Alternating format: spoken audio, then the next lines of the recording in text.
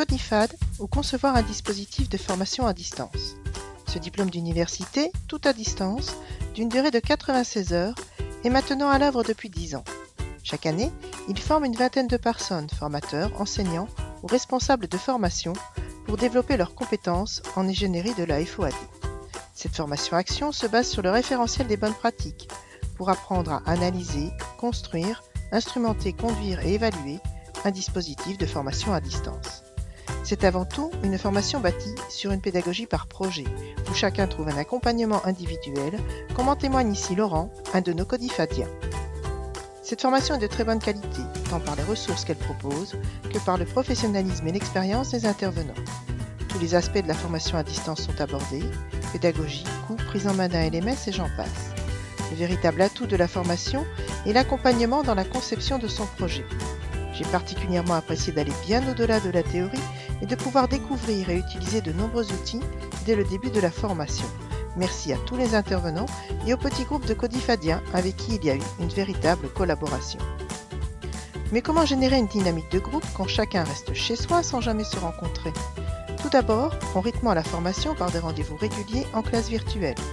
Chaque semaine, les codifadiens se retrouvent pour échanger avec les intervenants enseignants, ingénieurs pédagogiques ou professionnels du e-learning qui se relaient pour animer les 20 séances. Bien sûr, dans toute formation, l'essentiel reste ce que chacun apporte, l'apprenant au centre de sa formation. Selon la logique de la FTLV, les codifadiens vont pouvoir élaborer leur environnement d'apprentissage personnel. Il y a des stratégies de veille individuelles et collectives autour des réseaux sociaux. En fin de formation, les compétences ainsi développées seront récompensées par l'attribution de badges. Mais surtout, cette EAP leur permettra de continuer à échanger post-formation pour constituer une véritable communauté de pratique. Les codifadiens sont par ailleurs amenés à collaborer à distance et à co-construire des connaissances autour d'une thématique qu'ils devront présenter en classe virtuelle avec la posture d'animateur. Ils pourront également évaluer le travail de leurs pairs par un regard critique et constructif.